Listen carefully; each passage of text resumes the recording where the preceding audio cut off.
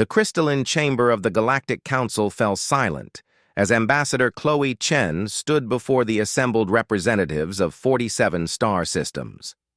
The holographic displays surrounding her pulsed with alien script, each one declaring the same verdict in a different language. Species. Classification: dangerous. Chloe adjusted her collar and smiled. Honored council members, she began, her voice steady and clear. I believe there's been a misunderstanding. The Zeltharian High Arbiter, a being of pure energy contained within a magnetic field, flickered with indignation. There is no misunderstanding, human. Your species has been observed, studied, and evaluated. The conclusion is unanimous. From her position at the human delegation table, Jacob Morrison, the military liaison, leaned back in his chair with barely concealed amusement. He'd warned Chloe this would happen. 3 months of diplomatic negotiations, and it had all come down to this: humanity's trial by cosmic jury. Perhaps, Chloe continued, you could elaborate on the specific concerns? The Arbiter's field intensified. Where shall we begin? Your species evolved on a death world, a planet with unstable weather patterns, toxic atmospheric oxygen levels that would kill most species, and gravitational forces that crush the unprepared. Earth is a bit challenging, Chloe admitted. Challenging? The Vryn delegate, an insectoid creature with compound eyes, clicked its mandibles in what might have been laughter or horror. Your oceans contain apex predators that have remained evolutionarily unchanged for millions of years because they achieved perfection in killing. Your land masses host animals that can end your fragile existence with a single bite, yet you keep smaller versions of these creatures in your dwellings as companions. Jacob coughed to hide his grin. He thought of his cat, Mr. Whiskers, waiting for him back on the human embassy ship, a descendant of the same evolutionary line as tigers and lions. Chloe nodded thoughtfully. We do love our pets. This is not humorous. The Kelvin representative, a being resembling a floating jellyfish, pulsed with agitated colors. We reviewed your historical records.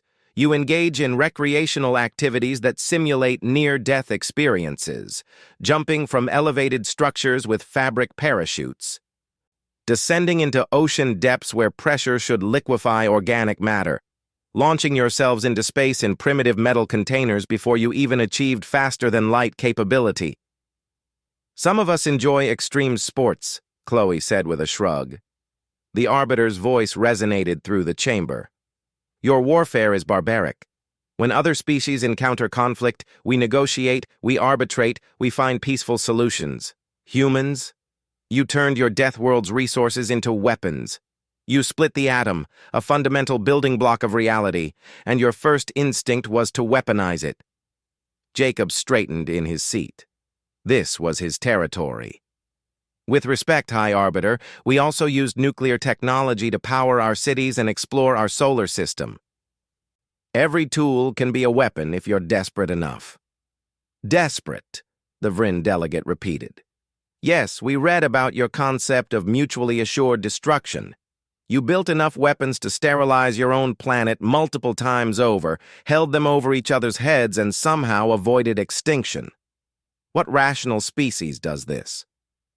One that learns from its mistakes, Chloe interjected. We faced the abyss and chose to step back. That period of our history, as dark as it was, taught us the cost of unchecked aggression.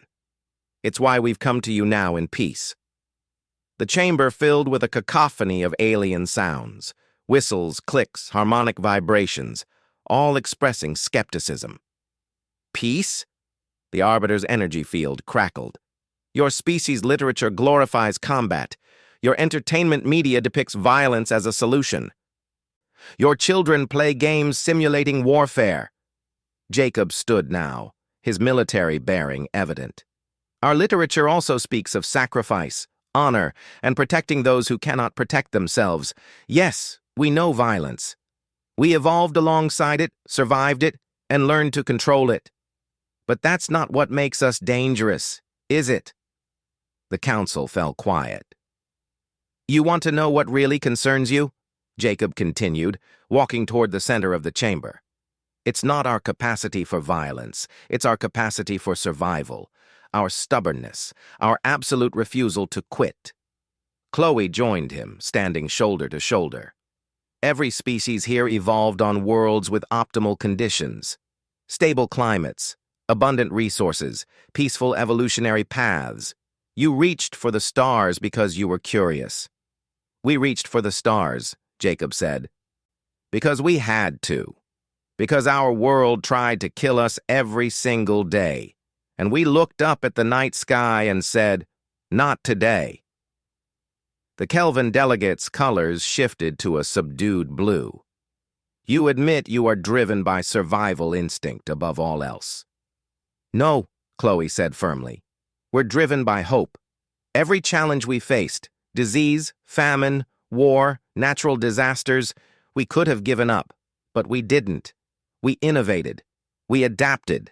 We carried each other through the darkness. Your planet nearly destroyed you dozens of times, the Arbiter observed. Ice ages, volcanic winters, asteroid impacts. Any one of these should have rendered your species extinct. Jacob smiled. Should have. Didn't. And that, Chloe added, is what you're really calling dangerous. Not our weapons or our death world origins. It's our resilience, our adaptability.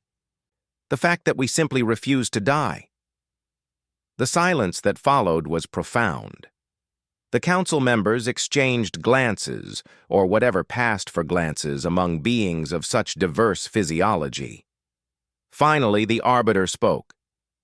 The assessment stands. Humanity is classified as dangerous. Chloe and Jacob exchanged a look. We accept your classification, Chloe said. But understand this. We didn't come here seeking your approval. We came seeking alliance, partnership. Yes, we're dangerous.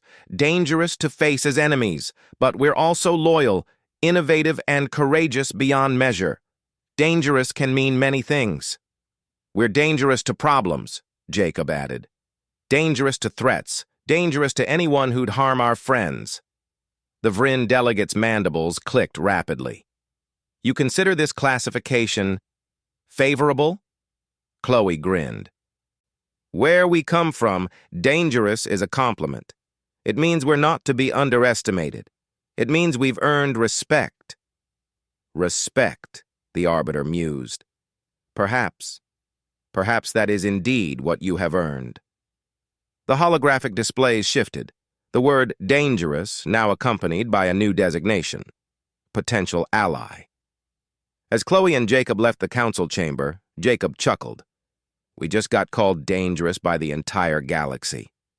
I know, Chloe replied, unable to suppress her smile. Mom would be so proud.